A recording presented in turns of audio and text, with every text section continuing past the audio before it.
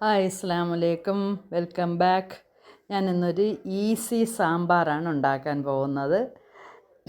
അതിനായി ഞാൻ 1/4 കപ്പ് സാമ്പാർ പരിപ്പ് കഴുകി വൃത്തിയാക്കി പ്രഷർ കുക്കറിലോട്ട് ഇടാം. ഇതിലേക്ക് 1/4 കപ്പ് വെള്ളം,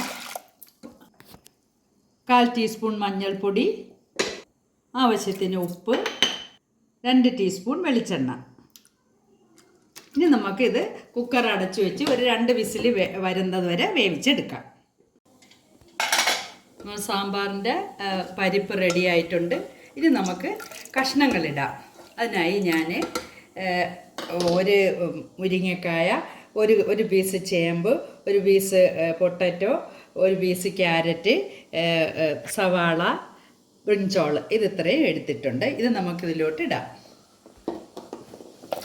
ഇതിലോട്ടിട്ടിട്ട് നമുക്ക് വിസിലിടാതെ തുറന്ന് വെച്ച് വേവിക്കാം.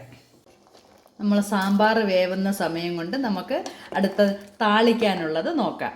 അതിനായി ഞാനൊരു ഫ്രൈ പാൻ അടുപ്പി വെച്ചിട്ടുണ്ട്. ഇനി നമുക്ക് കുറച്ച് വെളിച്ചെണ്ണ ഒഴിക്കാം. കടുകിടാം. കടുക് പൊട്ടുന്ന സമയം കൊണ്ട് നമുക്ക് ഉലുവ ഇടാം. ഇനി നമുക്ക് സവാള ഇടാം. വെളുത്തുള്ളി ഒരു 3 പീസ് ചെറുതായിട്ട് അരിഞ്ഞതിടാം. കറിവേപ്പില ഇടാം. ഉണക്കമുളകിടാം. നമുക്ക് നന്നായിട്ടൊന്ന് വഴറ്റാം. ഇതിലേക്ക് നമുക്ക് കുറച്ച് ഉപ്പ് കൂടി ഇട്ട് വഴറ്റാം. എല്ലാം ബ്രൗൺ കളറായിട്ടുണ്ട്. നമുക്ക് തീ കുറച്ച് വെച്ചിട്ട് നമ്മളെ പൊടികളിടാം. സാമ്പാർ പൊടി, മല്ലിപ്പൊടി, കാശ്മീരി മുളക് പൊടി, മഞ്ഞൾപ്പൊടി, ഇതെല്ലാം കൂടി നമുക്ക് നന്നായിട്ട് ഇതിനോടൊന്ന് യോജിപ്പിച്ചെടുക്കാം. പൊടികളെല്ലാം മിക്സ് ആയിട്ടുണ്ട്. ഇനി നമുക്ക് വാളം പുളി പിഴിഞ്ഞ് ഇതിലോട്ട് ചേർക്കാം.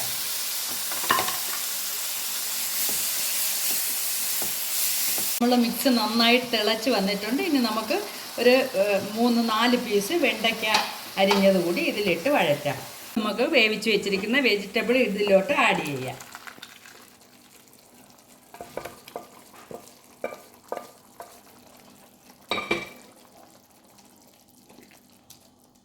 നമുക്ക് അരിഞ്ഞു വെച്ചിരിക്കുന്ന തക്കാളി ഇടാം.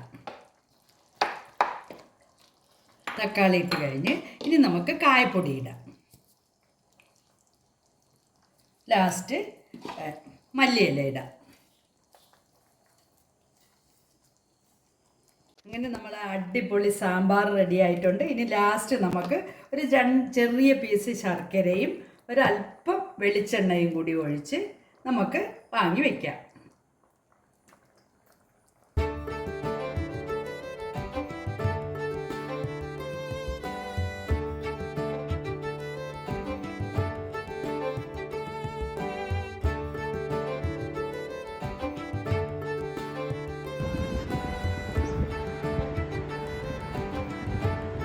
അടിപൊളി സാമ്പാറാണ്.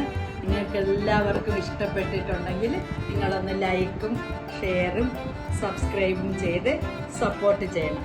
Okay, bye bye.